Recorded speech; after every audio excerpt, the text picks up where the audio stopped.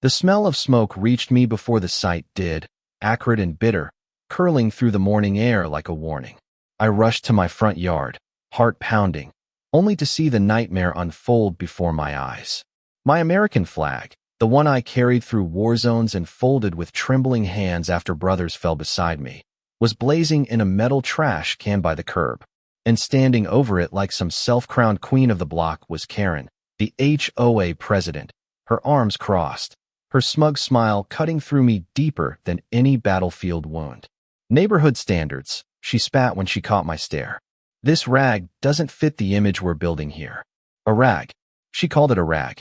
My knees nearly buckled at the insult. That flag wasn't just clot hit, was my memory of Afghanistan, my father's pride from Vietnam, the blood of men who never made it home. And she, this entitled tyrant wrapped in faux pearls and cheap perfume, had torched it like garbage. My neighbors froze on their lawns, whispering, some gasping. But none dared step between her and me. She thrived on intimidation, and her grip on the HOA board made people cower. I clenched my fists, my vision blurring from rage. That flag belonged to every Marine who bled under it. I said, my voice shaking, low and raw. Karen only smirked wider, like my pain was her entertainment. You veterans think you're above the rules, she sneered. This community will learn who's really in charge. Her words struck like bullets, but she didn't realize something vital. My service hadn't left me alone. I had brothers, living and breathing, men who'd vowed never to let disrespect like this stand. And as the smoke drifted higher, fate aligned. Because at that very moment, Sergeant Miller, my old squad mate, was driving down the block with 2 other Marines in his pickup. They saw the flames. They saw me. And they saw her. The truck screeched to a halt. Boots hit the pavement, and Karen's smirk faltered for the first time as 3 Marines, broad-shouldered and stone-faced, closed in. What the hell is this? Miller barked, his voice carrying the authority of every battlefield we'd ever walked. Karen stammered, suddenly less bold. 2 was enforcing HOA codes. Flags can't be unsightly, he roared. Lady, that flag is the only reason you get to run your little committee meetings in peace. Marines fought and died so you can stand here mouthing off. His words shook the silence wide open. Neighbors gathered, phones out, filming, gasping as the confrontation escalated. But Karen, never one to back down, tried twisting it further. She pointed at me and hissed. He's unstable. He threatened me before. I'm protecting the community. Her lie was sharp, but she underestimated the weight of truth when carried by a Marine unit. One of the men pulled out his phone, showing footage he'd recorded during Veterans Day, raising that very flag with my late father's folded one in my hand, tears streaming, neighbors applauding. This is the man you call unstable, he shouted at her. This is who you disgrace. The crowd shifted. Whispers turned to anger, faces hardened against Karen.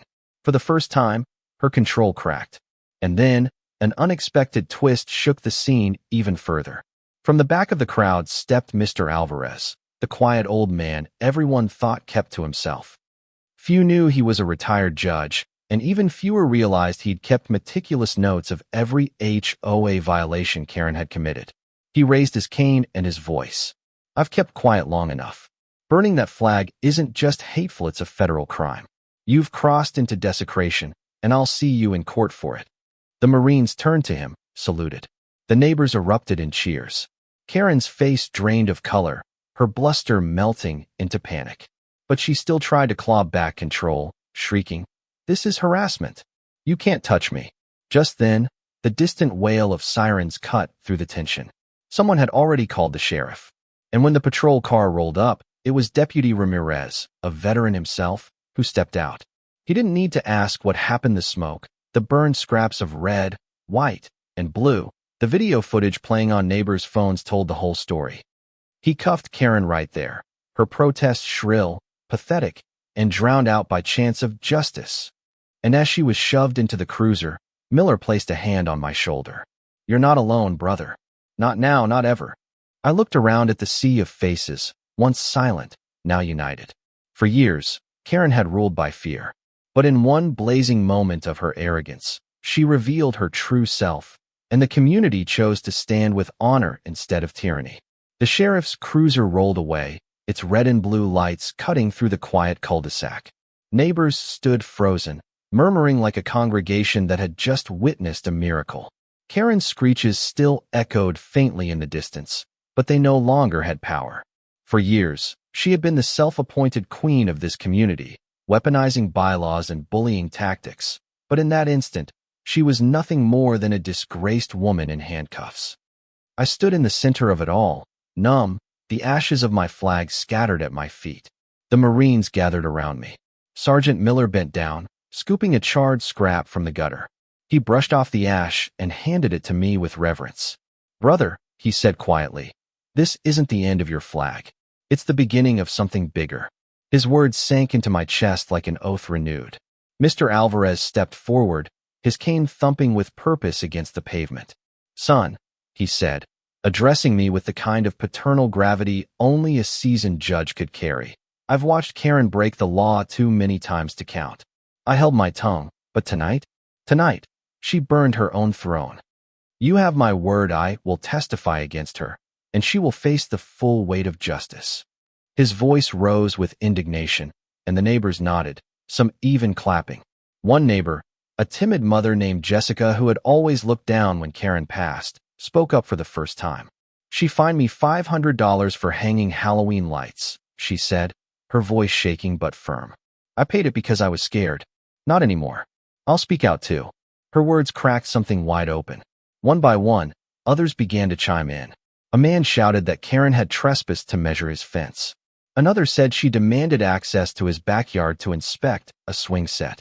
Someone else admitted she once threatened to have their dog removed for barking. Each confession was like another nail in the coffin of Karen's false authority.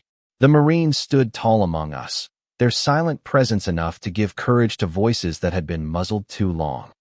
Miller lifted his head and said, "It's time you stop being afraid of one woman. Communities are supposed to protect each other, not tear each other down. You've got each other now.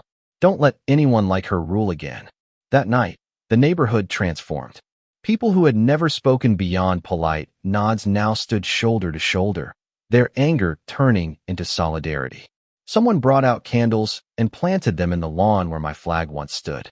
Kids, wide-eyed and restless, whispered questions their parents answered with newfound honesty.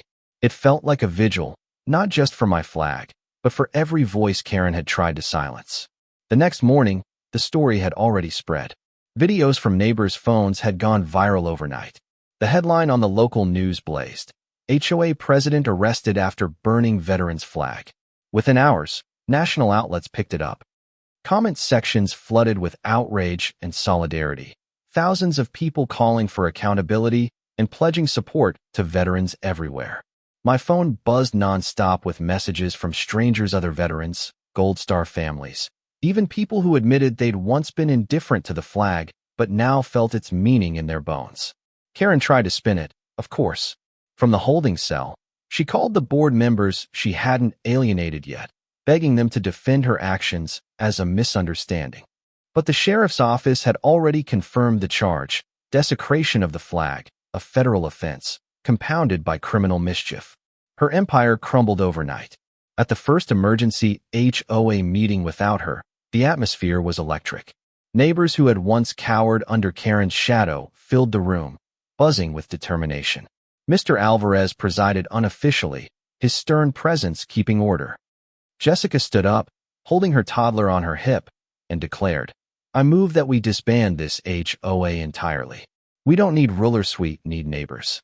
Applause erupted, louder than any gavel. But the twist came when Deputy Ramirez himself walked in, still in uniform. He cleared his throat and said, "I served 2 tours. I swore an oath to defend this nation. And I'll tell you now, the oath doesn't end when the uniform comes off. You want to take your neighborhood back? Start by protecting each other's rights. If you want guidance, I'll volunteer to help draft fair rules that don't crush people under control." The room fell into stunned silence, then rose into cheers. A cop, a veteran, and a neighbor. It was the kind of leadership no HOA bylaw could buy. Karen's trial was swift and merciless. The footage was undeniable. Alvarez's testimony carried weight like a hammer. Neighbors lined up, one after another, to speak of her intimidation and corruption. The judge, with eyes that never wavered, sentenced her to community service, fines, and restitution. More than that, her name became synonymous with disgrace. The very people she thought she ruled now crossed the street to avoid her, whispered her downfall like a cautionary tale. But for me, the healing came in a different form. A month later, Marines gathered in my yard again. This time, they weren't responding to a crisis. They came in dress blues, carrying a folded flag. Sergeant Miller handed it to me with solemn precision. "For your home," he said. My throat tightened, my eyes burning. Together, neighbors stood as we raised it high, watching the stars and stripes unfurl in the wind, higher and prouder than ever before. And this time, it wasn't just my flag. It was ours. Kids placed their hands over their hearts. Parents held them close. Even Mr.